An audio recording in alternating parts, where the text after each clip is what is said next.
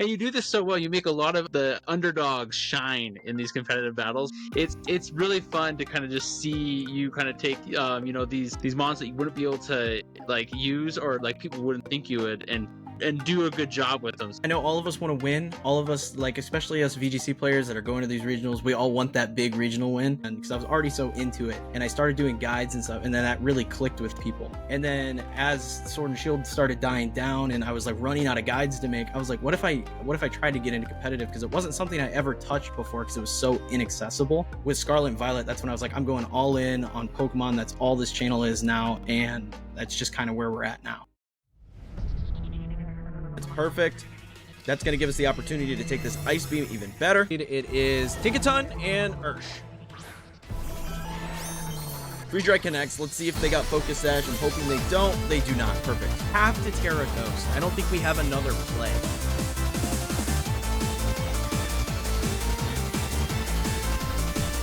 Boom. GG Pincurchin. Big damage. Big damage out of Pincurchin.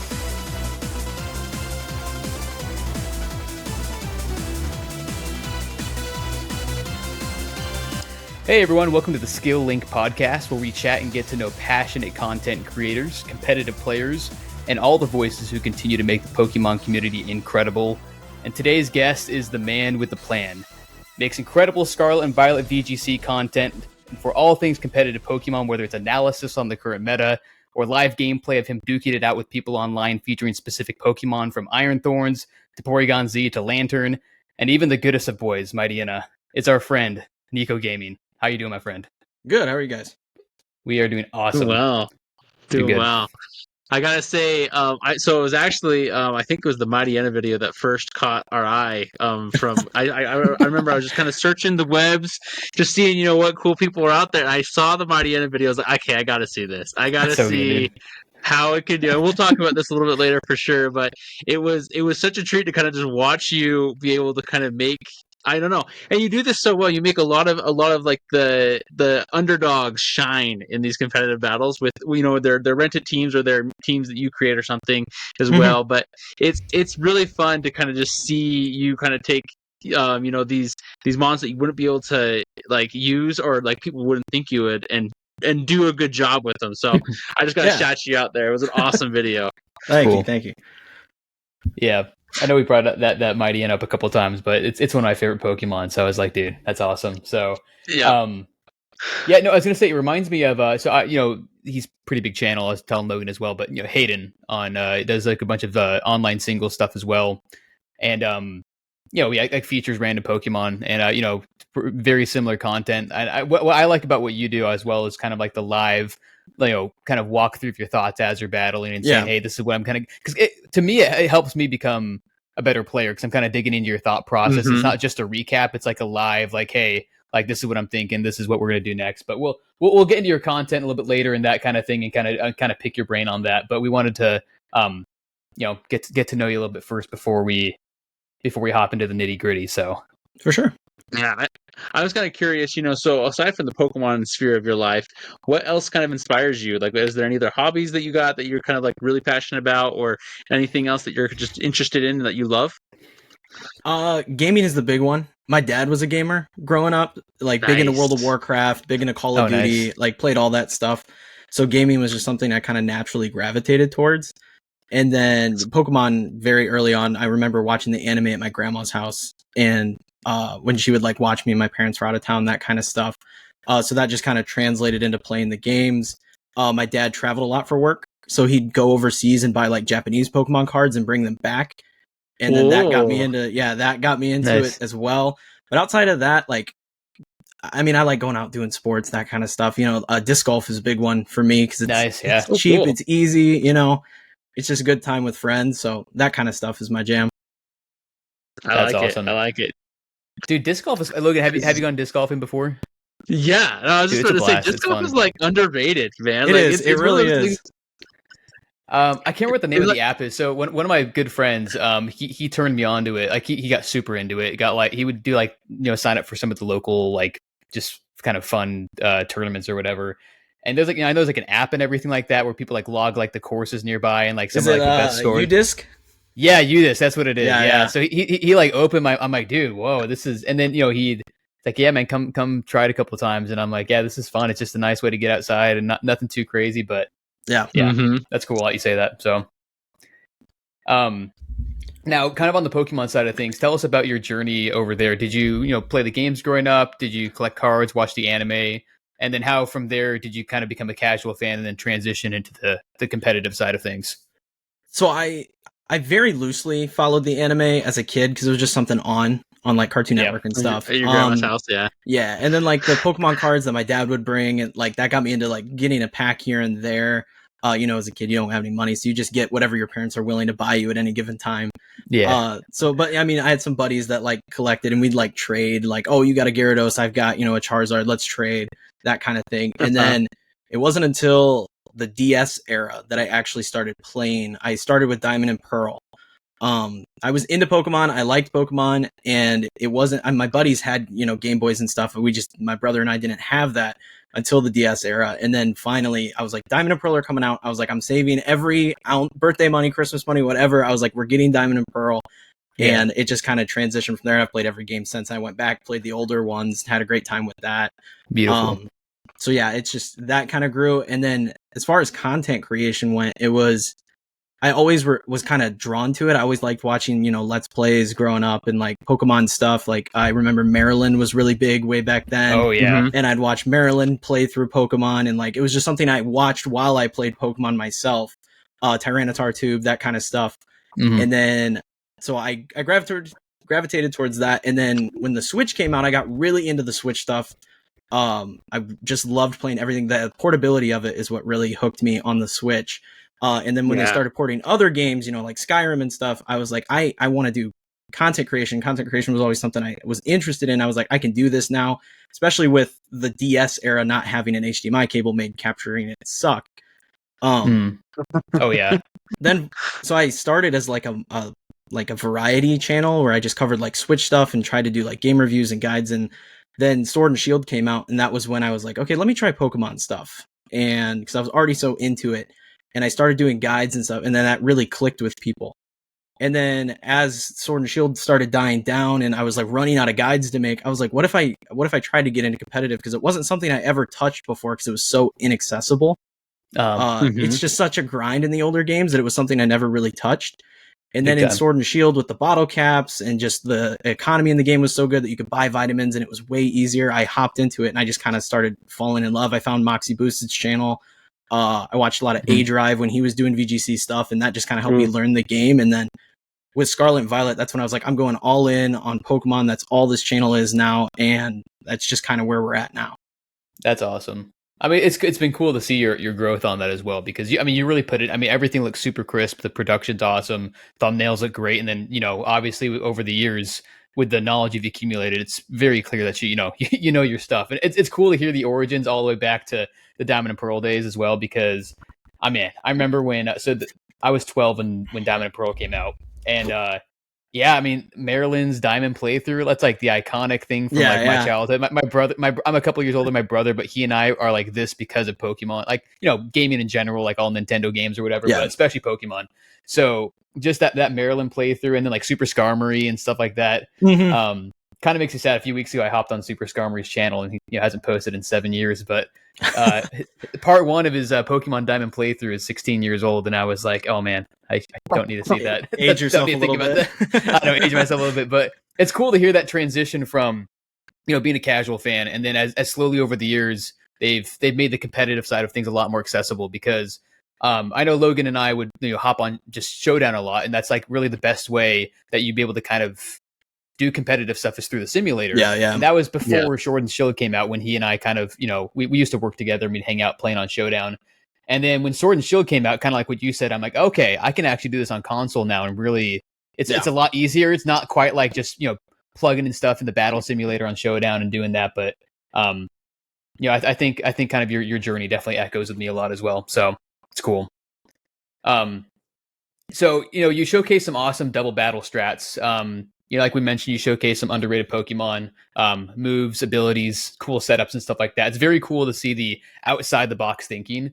So take us through the process of planning out a video. maybe identifying who and what you want to highlight, and then the team building from there to kind of complement. Because obviously, like with a Pokemon like Mightyena, for example, that we've mentioned a few times, not the biggest base stat total. It's just a mono dark type. You really got to build around it to make sure that it gets off the ground. And even then, you kind of got to have some luck on your side to make sure it gets off the ground. So tell us about that whole process. It started like I was building a lot of my own teams initially, before I kind of grew the Discord that I have for my channel, and it started a lot of me just building my own teams, or occasionally I'd like pull a rental from something I saw on like Cybertron's channel or the Pokesports guys. I would see a team that just really looked cool with a Pokemon that's no one's really using, and I'd pull that. But then as the Discord grew, because that was one of the reasons I liked VGC so much, was it was like, oh, I can put this rental code out there and show off my creation and have other people be like, oh, this is really cool. I like what you did, but if you tried this. So then with the Discord and people like submitting rentals in there, I was like, oh, I could do that same thing that made me feel good for them by like using the rental code and like shouting out like, oh, this team was sick. This was really cool. Or, hey, have you tried this? And maybe they send me a different rental a little bit later. Like, that stuff's really cool, and that's kind of what the process is. So now it's really just getting on and seeing what people have submitted, or like looking. I still occasionally, will rip like the Articuno team that's running around right now, that just won that regional. I've used that the other day, so I try to sprinkle some meta stuff in there because I know a lot of us are going to like locals and stuff and want stuff to use. But people like building with their favorite Pokemon, so that's kind of what I try to go for. It's like, oh, they really like this Pokemon. Let's see what we can do with it. I love that.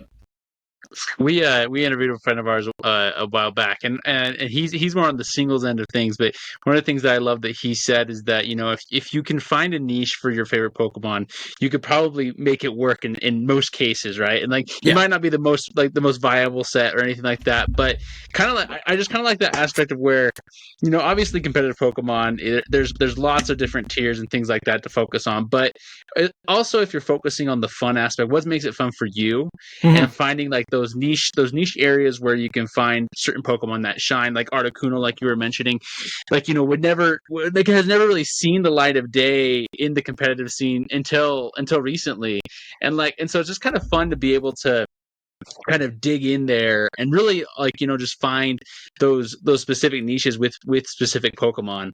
I was kind of curious, kind of along with this thought process of has there been kind of like a favorite team that you might have either taken from the community, built yourself, or even seen highlighted from another content creator that you've been able to use?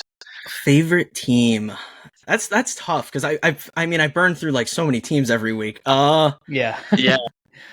My favorite that I've built, at least in recent memory, it was back in Sword and Shield. I built a Lapdog team.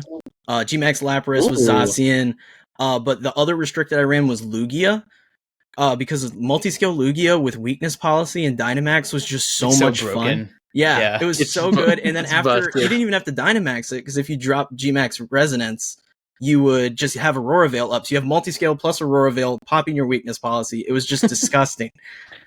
So that was a team I really liked. Another team, I just built it. It was actually inspired. What regional was that? Len just ran it. It was that Garchomp Sand team.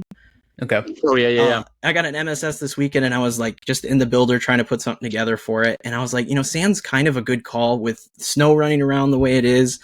I was like, Sand could be really fun. So it started with a Garchomp team, and I was like, Garchomp sucks. I can't use Garchomp right now, especially with Articuno running around. It just won't work. So I took pieces of that team and built this new team that I'm running this weekend, and it has been probably the best team I've ever built. I'm like going like 1700s plus on Showdown with it. That's amazing. Nice. Yeah, so I'm really excited about that. That's probably another team. I'm trying to hide the details right now.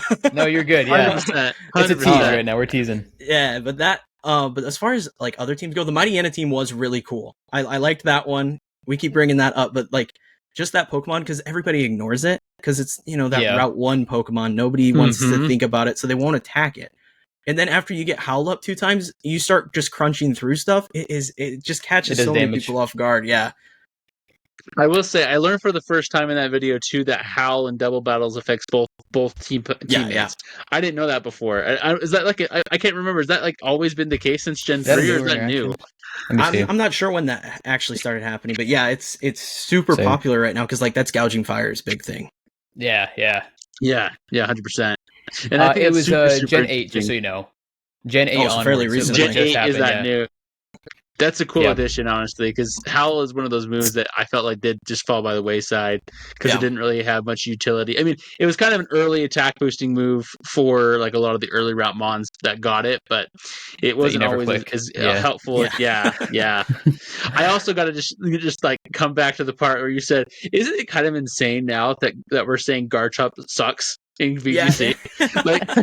I mean, like with power creep the way it is, it was good earlier. Like in the first couple of regulations, it was pretty solid. I remember running it next to like Talonflame because you'd Tailwind and Earthquake spam, and it was like really good for that reason. Solid. And then as soon as like Urshifu started popping up and stuff that could just rip through it, and Fluttermane being as dominant as it is, it's like a Terra Sync to run that Pokemon. Yeah, it's tough. It's just crazy. It really is. Yeah, that's great. And I was gonna say another thing that was interesting with the just with Pokemon that you kind of bring for like some of these casual fights that people ignore. It's funny because I think the mindset that people have when they see like a Lanturn or a Mightyena pop up on the field, it's like, oh, that's a weak or relatively weaker Pokemon. I can get away with ignoring it and focus on the Chien Power over there. Right? I can focus on the whatever else, the Landorus T, whatever it is, and then I can come back to that later. But meanwhile, it's not being touched, and you're just helping hand, howl, protect, crunch here and there, howl again. It's just funny how that whole kind of interaction goes. But I want to ask you, so kind of with the current meta, what do you like the most about it, and is there anything that you change? I feel like I'm one of the few that like really likes Regulation F. I feel like as the format's gone on, people have started to really dislike it because it's so wide. But for that reason, I'm a big fan of it because there's so many different archetypes that actually work. Like in Regulation E, it was like you were just seeing a lot of torn Urshifu stuff, and it was getting kind of stale. But with this, we're seeing things like Raging Bolt having a lot of success. Urshifu fell off for a second and is now coming back. Like Ogerpon took over as the water type, and now Urshifu's coming back because people are figuring out how to play around. It's like this one's long enough. Because the problem with these formats is a lot of them are too short.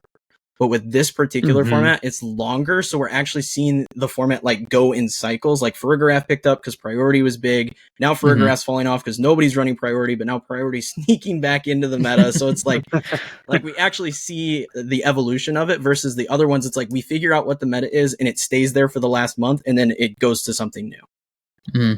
Yeah. Also, one of the things that I kind of think is, I think I saw it was, I don't know if it was like a couple tournaments back. I think like the what's the single strike, right? Is that the dark Urshifu? Dark Urshifu. That guy was getting some higher usage than, or at least it was making higher placement than the water one I saw a couple back, because the water one got so popular that it was making waves in there, which I think is interesting. And just kind of going along with what you're saying, it's really cool to see. I think I agree 100%. Where I felt like we've just kind of had these very rapid regulations, and so like we really haven't been able to see the meta fully evolve until, and I mean it's not fully evolved now, but it's really being able to kind of get its ground, like it's like the feet in the ground to be able to see what people can do to bring out the best of what Gen 9 has to offer, right? We're kind of getting, I feel like the stellar terror typing really isn't getting much use at all. That's like the only thing that I'm seeing as not seeing anything. I don't really see it anymore.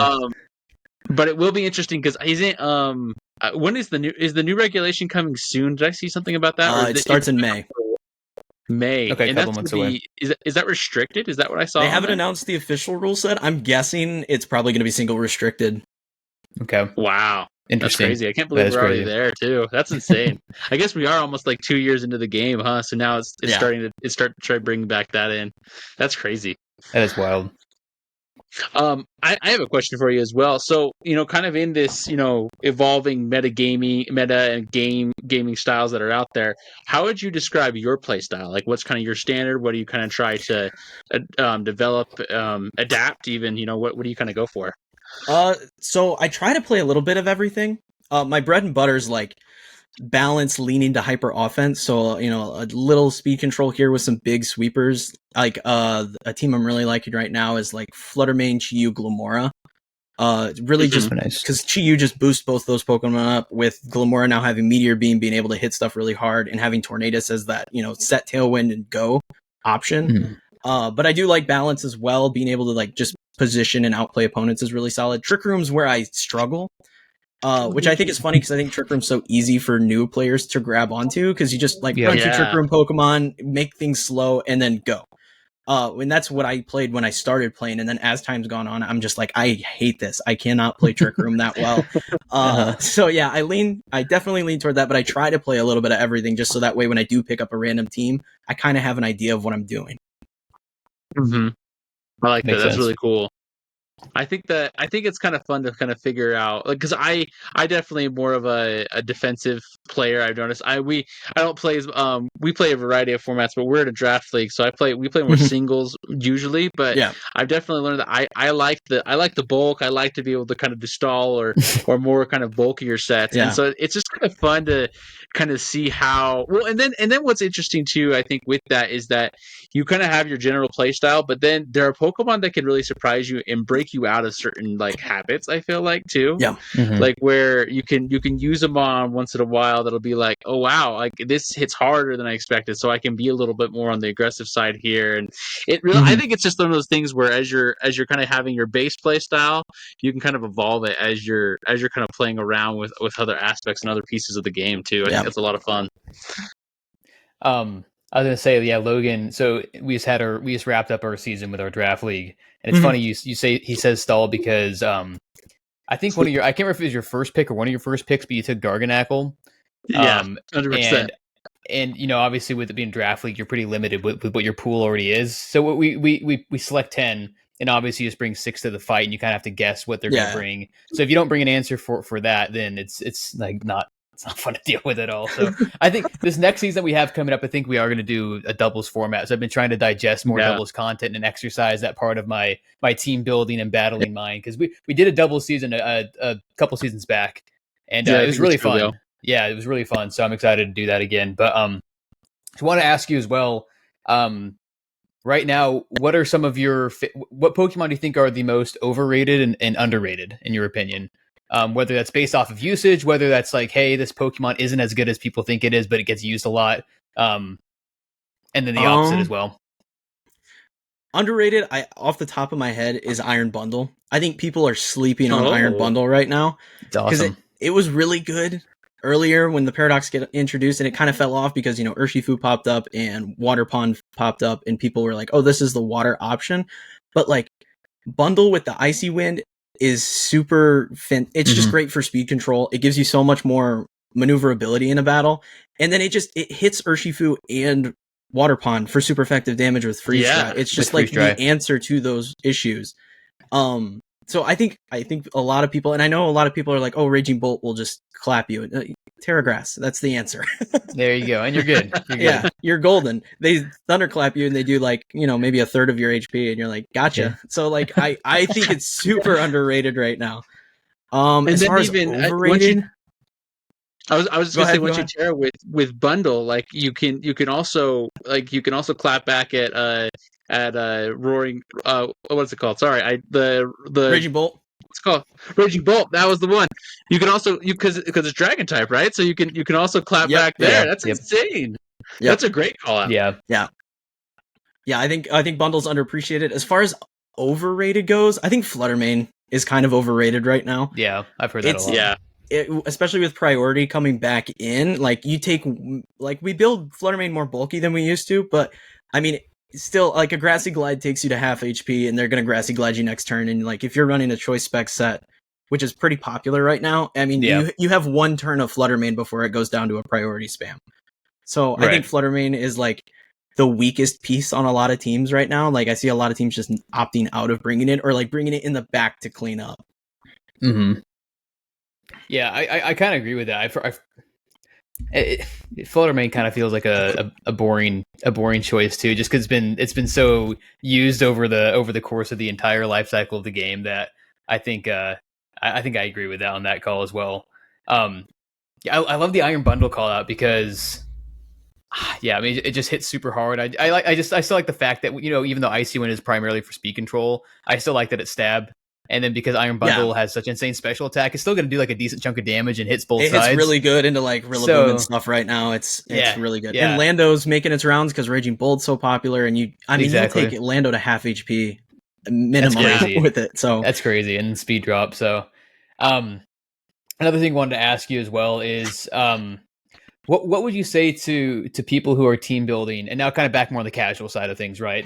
To those who are team building and want to use certain Pokemon that they like a lot. How would you tell people to kind of strike a good balance of like, hey, you can use whatever you want, but kind of, be aware of maybe what the consequences are unless you build it a certain way, but still want to have fun. Because at the end of the day, especially for like the vast majority of people who have the game, they're casual players. They just want to have fun with it, right? I think what I would tell people is like, I think the general theme is like, oh, we don't like the meta because, we want to be different. Make your off meta piece but put those other like Incineroar and Fluttermane and all those good pieces around it. Otherwise, you are just going to get rocked. If you're running like Mightyena, Porygon-Z, Lanturn all on a team, you're not going to get anything rolling, right? But if you put those pieces next to other things that actually work in the meta, you can actually start to see something happening. And I actually made a video about it. Team build with anything. It was just find the niche that a certain Pokemon can fill either better or similarly to another Pokemon, and maybe it brings something else to the table. And that will help you with the team building process. Like I built a Trevenant team back when Kitakami came out. Trevenant, dude. And I was like, what does this Pokemon do? It's one of my favorite Pokemon. I was like, what does this actually do? I was like, well, it gets Trick Room, it gets Will-O-Wisp, and it gets Harvest. So if I run this on like a Trick Room Torkoal Sun team, I can not only burn everything that's super annoying like Urshifu, I can also just keep healing myself at the end of every turn because I get my berry back because of Harvest. Mm-hmm. And that team actually did super well in testing and on ladder. So that's just what I tell people, like, think what does a Pokemon do that just kind of capitalizes on what the meta needs right now. Yeah, that's so cool. I like that a lot. Fantastic advice. I mean, Trevenant is also a great call out just because Trevenant has so many tools. Like it can get Hornleech, it can. I mean, I remember Gen 6. I was just playing around on some doubles teams with it's not what is the move that makes you part grass? The part grass. It's like soak. Trevenant gets it. I can't remember what it's called right now. Let me see. Forest's Curse. Forest Curse. Yeah, adds grass to it adds grass to your typing. And I just remember, so I mean, obviously for lulz, I did a Shedinja set where you could add or you could soak Greninja, or not Greninja, Shedinja. You could soak Greninja, sorry, I keep saying Greninja. I mean to say Shedinja. But you could soak it making water type, or you could also add because what's interesting is actually the relationships between those moves, at least in Gen 6 at the time. Soak replaces the typing entirely, so it makes it fully water, right? But Forest Curse adds on a third typing if you're a double type, so you can be 3 types at one time. Oh, okay. It's wild. So it's kind of just like, it was like one of those things where I just like kind of you shout out Trevenant. I was remembering times in Gen 6 where I was playing around with Forest Curse and changing types even before Terra type existed. Good times. That's the only Pokemon that gets it. I was wondering if anyone else got it, but no, I think that's a signature move there. So it gets Forest Curse. Soak is one that's exist, and I think Gourgeist gets one that's like makes you Ghost too. So they're kind of interesting tools. I feel like I wish were more popular because I feel like they could be really interesting. But kind of moving back into some of your fun videos where you kind of shouted out Pokemon that might not get the spotlight all the time, or either they used to have it and don't have it anymore. You shout out Pachirisu in one of your most recent videos, giving it also that shouting out the title that it won in Worlds. Kind of tell us what was the idea behind that team, working with that, you took that from that creator, and then what was fun about it. I was kind of watching that video today, and I was seeing some fun strategies revolving around the paralysis, the super fang. What were your favorite aspects of that team? I think what made it cool was they just copy and pasted the set that won Worlds onto it, and we're like, what can we do in the new format with it? And then the paralysis was the big thing, because it's another one of those Pokemon that people ignore and underappreciate, and being able to sit out there and just protect and nuzzle stuff just adds that RNG element that like they have to start worrying like, am I gonna para this game? Am I gonna like? I think even in that video, I parried like 6 times on my King Gambit. Like parried, it was rough, but like it just adds that element and like kind of puts people on the back foot, and they're starting to try and play to not lose rather than play to win, and that gives you such an advantage. On top of that, Pachirisu is just really fun because of like Super Fang. Taking something to half health that is so bulky is so just valuable. So useful. Yeah, like I love Mousehold for that reason as well. When Mousehold was really big, like that is just a really fun. And then having Follow Me, just like, okay, this Pokemon's done its job. I can sack it now and get a free switch in. That's super useful. So nice. Yeah. I think it's a great call in Super Fang. I know even when I'm just laddering for fun, whether, even if it's just random battles or whatever, it's just such a nice out because of the guaranteed damage. And if something's at full health and you're like, I don't have anything to hit this hard, it's going to be like a 3 or 4 hit KO with my highest damage Pokemon right now. Yeah. It's another example of a Pokemon that can kind of fill that niche, and Pachirisu is fast enough if you invest in it. And, I thought it was a really fun showcase of that, because I know when I was first getting into the competitive scene, that's one of the most iconic things in competitive Pokemon is a Pachirisu, like, right? It's one of the first things I heard about. So it's cool to kind of see that come back out and get some shine again. So one more thing Logan, you go. I was just going to chat. I always underestimate the bulk that Pachirisu has. I mean, even in your video, like when it was getting hit a couple times, and it was able to take like an ice beam from, like, I think an ice beam from the Porygon, like a Porygon 2 or something in the battle, only did like a third of its health. It was able to take a body press from a +2. No, I think it was like +2 or +4 Bastiodon. So like, I mean, it can take hits too, and so it can play ball. Like that was one of the things that I'm like, Pachirisu really does have some good bulk as well. It's got 90 special defense, and then if you got a nice nature on it and then invest in HP and defense, then you can take a couple things.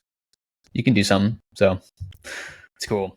One more thing I want to ask you before we kind of move into our rapid fire round.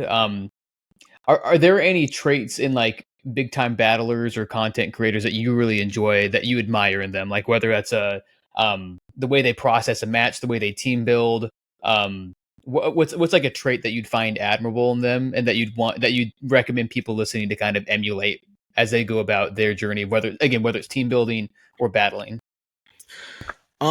I think it's the creators that still have fun with it, and it's not just all about the meta. And trying to like play at a top level. Like I like Wolf last season, even though Wolf's like one of the top players, super good at what he does, arguably the best of all time. He, like, all last season, he used off meta stuff. Every tournament he went to, he used something off meta, because he's like, I want to know as much as I can about the game, but use these fun Pokemon that could potentially win me a tournament. Like his Perish Song team with Screamtail. Nobody was even looking at Screamtail. And then, like, all of a sudden he rolls up and wins with a Perish Song team with Screamtail. And it was just so cool. So that kind of stuff, the people that are willing to, like, try different things, like this Articuno team that's running around, is super cool and such a good meta call. But, like, a lot of people focus so hard on, like, just running what they're either a comfort pick or just stuff that makes sense in the current meta, rather than, like, branching out and trying something a little different that might just work in the current situation. Especially with these longer formats, there's just, like, there's teams that will pop up and be good for like that specific instance, and then once the team's out there, it's not gonna have the same success rate. Like, I don't think that Articuno team's gonna stick around very long. I think we'll see it and it'll still have some success, but it's not gonna perform at that level again. Versus like bringing in something that completely is different and is able to deal with the same threats that Articuno was in a different way. Yeah, that makes sense. I like that. That's really, really cool. So on that note, to kind of move into, we have some kind of fun sections as we wrap up our main side of the chat. We got like a rapid fire round, and then we have a shower thoughts round, which is just kind of miscellaneous fun Pokemon thoughts before we let you go. So for our rapid fire round, Logan and I just have we're just going to switch off for a second, and just first thing that comes to your head with these, and it'd be kind of fun to see what's at the top of your mind. So no right or wrong answers. We won't boot you if we disagree with you. So just out of here. So what's your favorite Pokemon type, and which Pokemon in that type is your favorite? Favorite type is Ghost. Favorite Pokemon in the type is Greavard. Oh, okay, there we go. Some Gen okay. 9 love. I love it. Yeah. Greavard's a really good Pokemon. I think it's I feel like I'm an outlier in the data, and I like a lot of the newer designs more than the older stuff. Yeah, there's some great new designs. Really? It's I really enjoy a lot of new ones too. That's awesome. Do you like Houndstone as well? Do you like Houndstone as well? I like Houndstone, not as much as Greavard. There's something about Greavard, it's so simple, but it just works. And then I feel like Houndstone just kind of, they took the same thing and just made it bigger and fluffier, and I'm just not as... different color. Yeah. I get you. Greavard's a great Pokemon design, though. I mean, it's a little ghost puppy. I mean, that's at awesome. The core of it, that's a good Pokemon design, so I respect that. It just hits the nostalgia of like, Nightmare Before Christmas and with that. It totally has that vibe to it. It's like a Tim Burton looking, It's so fun that way. And I mean, I think it's like, I can't remember, Pokédex entry is just, just creepy enough too, where you're just like, this is, so cute, but it's also kind of creepy. It's a little off. Something's off with that one. I gotta pull it up really quick. It's I think you're right. It does have something. Oh yeah, here it's like if you play with it enough, it like drains your life energy or something. Let's see. Yeah, it's something like that. So this one says, it said that a dog Pokemon that died in the wild without ever interacting with a human was reborn as this Pokemon. That's super sad and terrible. I have 2 dogs and a cat, so I get like super, with the ones that are very much dogs and cats, I'm like, ooh, those ones hit a little bit different. That would hurt my soul. This friendly Pokemon doesn't like being alone. Pay it even the slightest bit of attention, and it will follow you forever. That's really sad. But I thought I had seen something where it does like drain. Like it wants to be around you, but if you're too close, because then they put out like an animated. It was short. in the announcement trailer. I remember seeing that. Yeah, and like it's like the POV, like you're the person like watching the Grievers around you, but then like it like goes. It looks like you're blinking, and then like the screen goes black. And I know exactly what you're talking about. I have to see if I can find that exact. Wait a sec, I think I found it. Sorry. Exactly. You mentioned that. Yeah, it says, however, it is not advised to play with Griever too often, as it is known to slowly and unwittingly drain the life force of those near it. Yeah.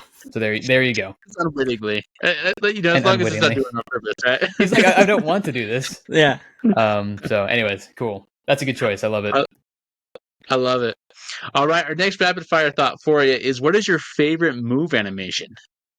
Favorite move animation? I want to say Wicked Blow in Sword and Shield.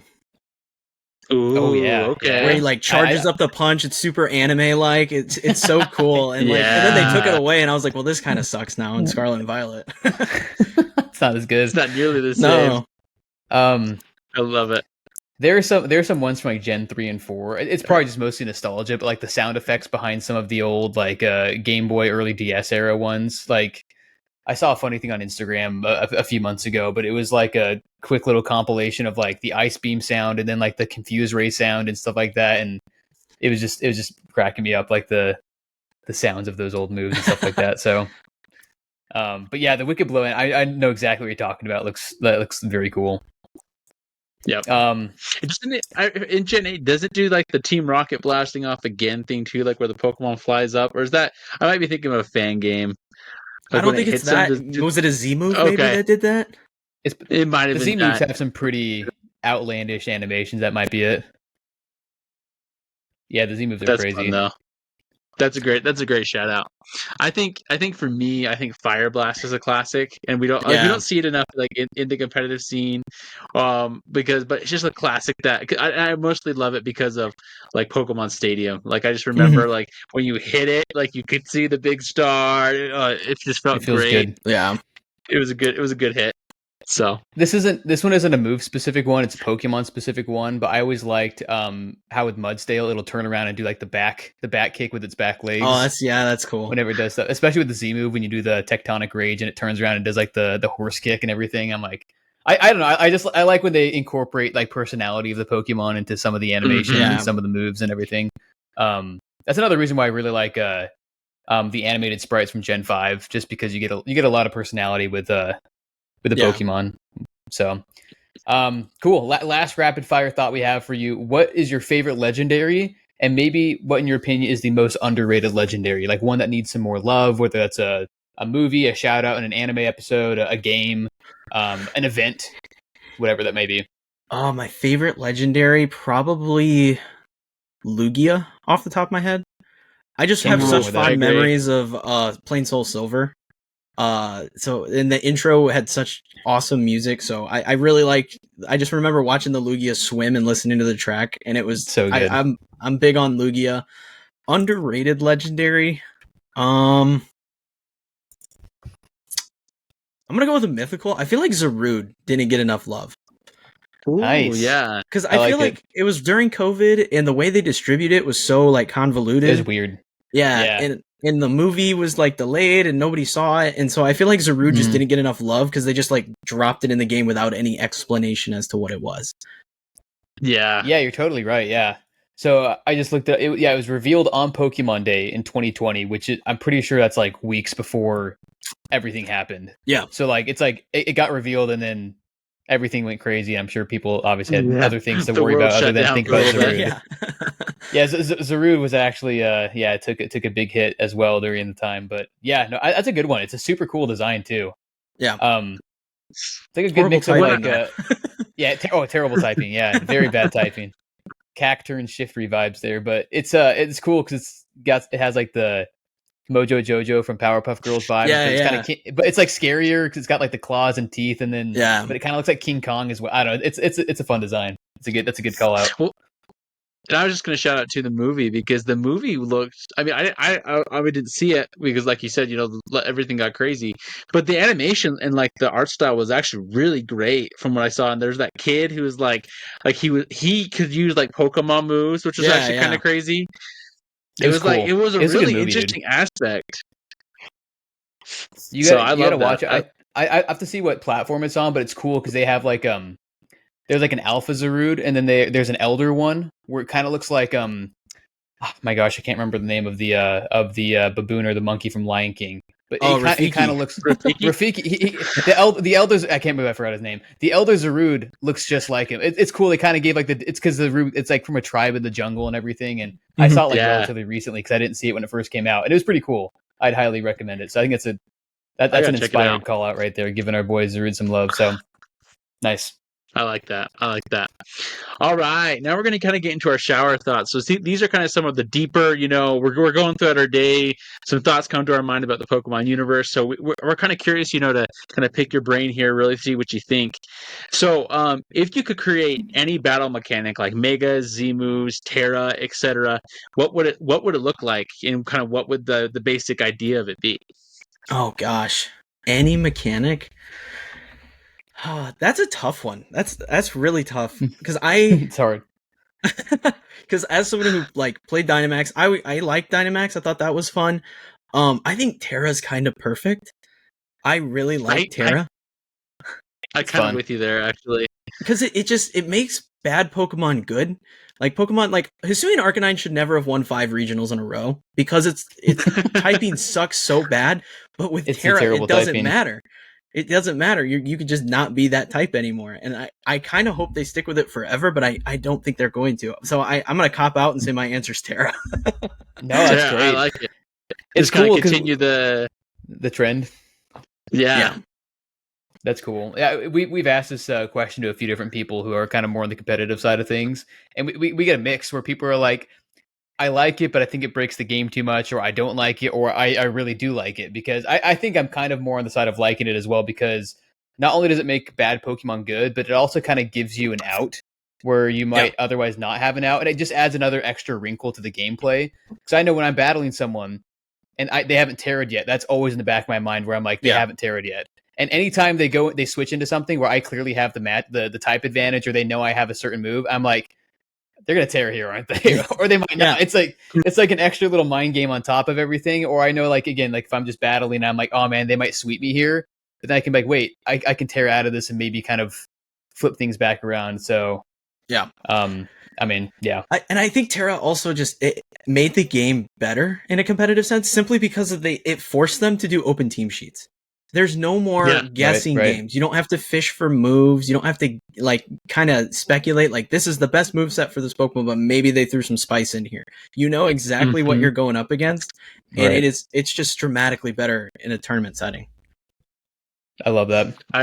I'd also add that I think because like for example, I felt like Dynamax was actually pretty decent as a mechanic in the singles format of the Gen 8 scene because because it was only 3 turns, so it didn't take. I mean, you could do some major damage to a team, but like it wasn't going to cripple a whole team because there was only 4 Pokemon to bring, right? Yeah. So I kind of felt like Dynamax wasn't really the best utilization for a VGC format, but I feel like Terra type can really really play well in both spheres because of the aspect of it makes and it's kind of unique in both spheres, like and even like in singles it's used slightly differently than it would be in VGC and like so it's kind of interesting to see how that single mechanic gets a full range of utilization in the VGC versus singles and so I like that aspect too because and I just want to echo what you said, it really does make every Pokemon viable. Like you can find a niche for it, you can find a use for it because simply and foremost you can make anything be able to adapt to the situation at hand, Yeah. I like that. I think I would not mind if we got the generation with Terra typing and we just kind of, kept it rolling a little bit. Maybe a slight adjustment on the stellar typing. I felt like that could be really interesting. It kind of fell flat though. Yeah, it sucks because even the Pokemon that it can actually be good on, like contrary Pokemon, Enamorus or Superior. I feel like you don't have to run stellar though. It's like you can do it, but like it's kind of more almost a single. It's almost a singles thing more as well. So, kind of. I like the idea. I think their heart's in the right place, but yeah, it kind of fell flat. So yeah. All right, next shower thought we got for you. So now that we know that Pokemon Legends ZA is coming out, which is super exciting. Okay. What Pokemon or multiple Pokemon, if you have some in mind, should get a variant form? And this can be like a starter that you want to see get highlighted again with a new alternative final form, new typing, or kind of like what we got with Hisui. We got, Basque Legion, we got Sneasler, we got Weirdeer, we got a ton, right? So you have a couple off the top of your head. You can even do Megas too, because we're getting Megas. Megas are coming back. That's right. I think as far as starters go, I would like to. I know people are going to hate me for this. I would like to see Incineroar get a new variant. And wow, I just want Incineroar to be on all fours, and they could do Meowscarada as well. Just it's probably too soon for that, but like put Meowscarada on all fours, and I'd be so happy with that. Yeah. So those are some starter callouts I'd want. As far as different variants, nothing's coming to mind, but Megas. It's him. Flygon. I think everybody's on that page. Flygon needs a Mega. I would like Quagsire. And I think Quagsire is underdeveloped. It needed a third evolution. It never got one. It got Clodsire instead as a variant. And I love Clodsire. I think Clodsire looks better than Quagsire. It looks more finished. I think Quagsire needs something to kind of finish off that evolution line. I agree. Okay, yeah. I like that. Those are some good choices. I think I've seen Flygon mentioned a lot by people. Yeah, everybody wants Flygon for that. Yeah. Oh yeah. Quagsire, that's a good one. Yeah, you're right. It's one of my favorites from Gen 2, but yeah, you're right. It does feel a little, I don't want to say underwhelming, but it just doesn't feel like it's fully realized. It doesn't feel like and I mean, like you said, Clodsire is just simply better in like every way. So every way. I mean, and if you want to use a water ground typing, there's other water ground types that you can use that are also just better. So, that's a good one. Logan, do you have any off the top of your head that you would want to see a Mega for? I was actually just thinking about Drampa. I think Drampa should get a Mega form or like an evolution or something like that. Like I think that there's a lot of because Drampa is just kind of one of those interesting dragon type Pokemon that it's not necessarily a pseudo Pokemon, so it's like, but it's got the dragon type. So I feel like there could be a lot of potential there to kind of play around, and it gets Berserk, and so like you could play around with that, like maybe play into the lore of it, like getting angry at bullies, and it just like kind of Mega evolves into this big behemoth. Exactly. Like, Make it turn red or something like that. I don't know. I think you could do something really cool. What's his BST? 485. Yeah, you can beef that. Get that to 600, man. Yeah. So nice. I like that. Yeah, I'm super excited for that. So, what about you, Josh? Do you got any? I mean, Flygon is probably like the one I've heard the most of.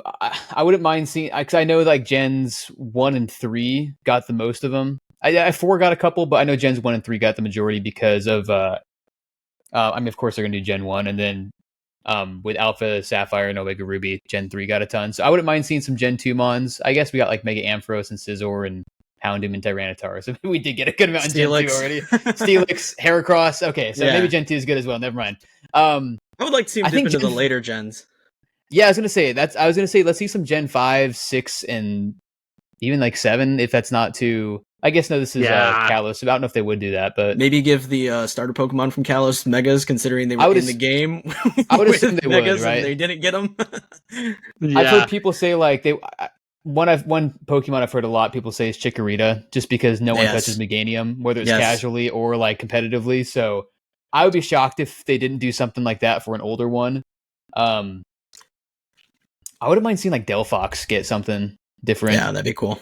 That'd probably be an alternate. I guess they might do a Mega for the starters as well. So, but I agree. I would like seeing some later gens get some Megas as well, because I think they deserve. So, I'm trying to think off the top of my head if there's any others from 5, 6, or 7 that would be cool to get.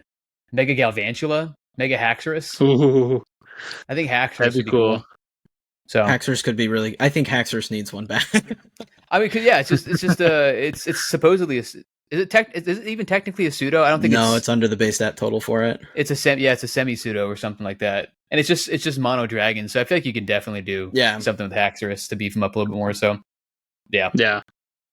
Now that you mentioned that, though, I do feel like Hydreigon probably has a potential to be either getting a variant form, like a variant version of itself, or a Mega in this game. Now that you mentioned that, because I feel like Hydreigon's a pretty big favorite. Yeah, it did just get Jugulis though, so I don't know if they touched that one. Oh, you're right.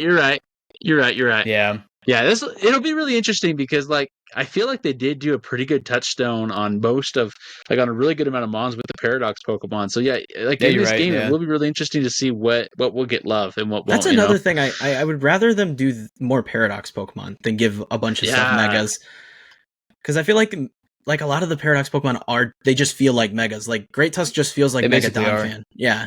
Oh yeah, literally. Yeah, they basically are. They're all better than their original ones. I can't think of one that isn't. I guess maybe like T-Tar and Iron Thorns, maybe, but like Iron Thorns. We don't like to talk about that one. yeah.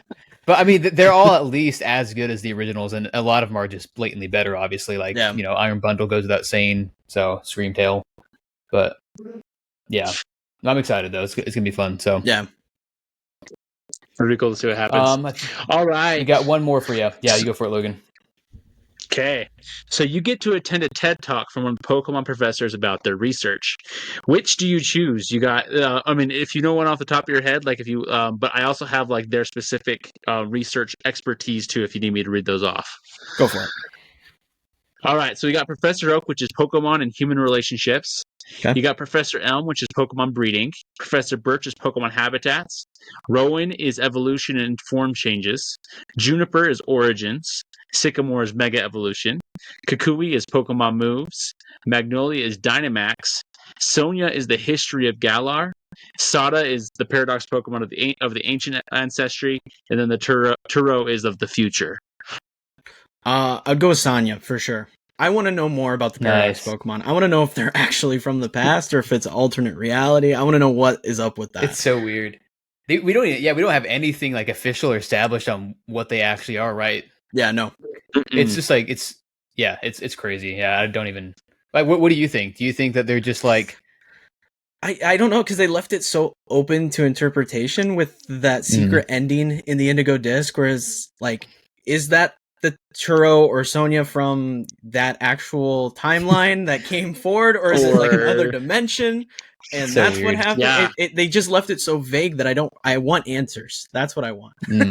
Yeah, just tell me, please.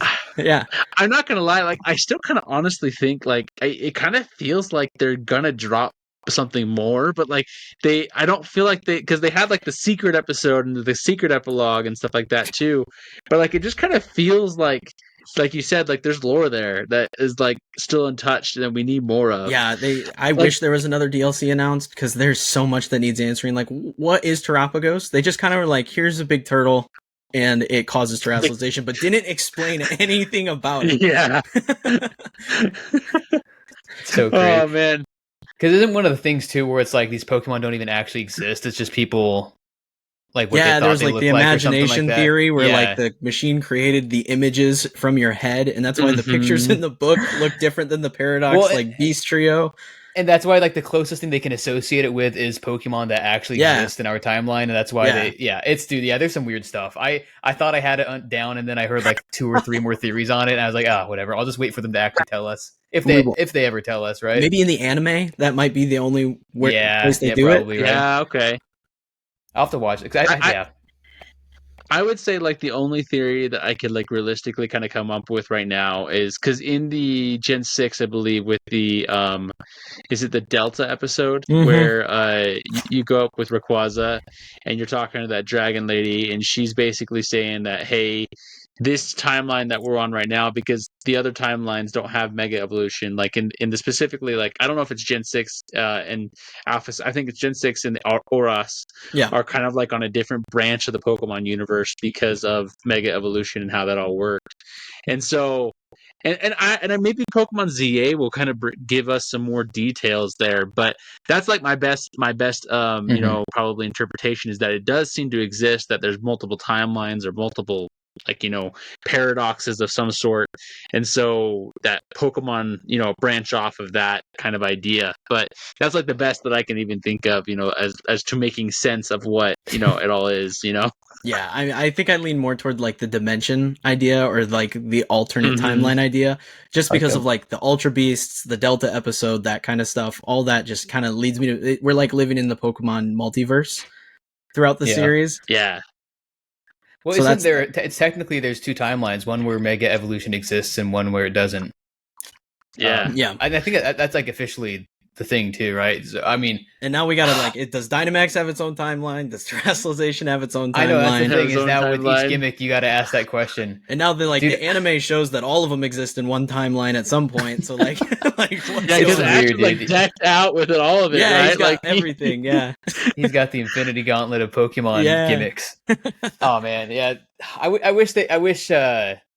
I don't know if they ever just anticipated anything like this, but I wish that there was maybe a bit more of a plan as far as the lore was throughout the years, because it gets a little convoluted, and I feel like there's a real untapped potential for just lore overall with the universe, because there's some really cool stuff. But I mean, I'm glad you mentioned Ultra Beasts, because I would love to eventually down the road get some more Ultra Beasts. Yeah, that'd be cool. Whether it's like a Sun and Moon remake, you know, if it's like 7-8 years down the road or whenever it would be. But there's some cool stuff they've done. So.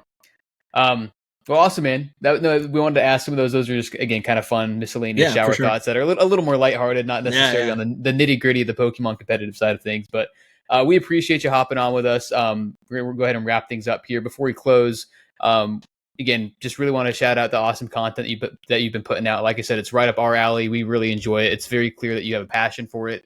It's clear that you have fun. Like you said, it's kind of the most important thing is that you enjoy it, you have fun. And it really shines through in the quality and in the passion of what you do. So we're excited to see where you go from here and the stuff that you build out and the fun that you have. So leave us with some nuggets of wisdom for the people, whether that's nuggets of wisdom about life, about Pokemon, about content creation, literally anything. And then, of course, go ahead and plug everything you got. Tell us where we can find you, and maybe tease some stuff you have coming up down the pipeline. Nugget of wisdom. I think have fun is the big thing. Have fun. That's like, at the end of the day, I know all of us want to win. All of us, like especially us VGC players that are going to these regionals, we all want that big regional win. At the end of the day, it's just have fun. It's a video game. That's the point of it all. Make friends, do that kind of thing. Like some of the people I talk to most on a regular basis, outside of like my immediate friend group, are my Pokemon people that are on Discord and like, you know, my Twitter friends that I've made over the years of doing content and stuff. So have fun with it. That's my wisdom. I'm at Kneeckoh Gaming on everything: Twitter, YouTube, TikTok, if that doesn't get banned, I guess. Right. So I'm on Kneeckoh Gaming on everything. And then as far as stuff coming up, I just got an editor, so videos are going to be picking up in pace. Nice. And I'm going to dip back into like meta-analysis stuff. And I got some essay style videos I wanted to dip my toe into. Very nice. That I'm working on scripts for, so that stuff will be infrequent, but awesome. It will be coming. That is sick. I think that's a good mix up of the you're doing a bunch of gameplay stuff, but of a bunch of meta analyzing. I love the video essays. So that'd be cool to see. They're super fun. And you're coming up on 10K subs too, so we're excited to see you get there soon, dude. That's gonna be awesome. Thank you. Awesome. Well, we appreciate it. Be sure again we'll go ahead and drop all your links in our bio. Be on the lookout for us. We have some more interviews coming up down the pipeline as well. People from different spots of the Pokemon community.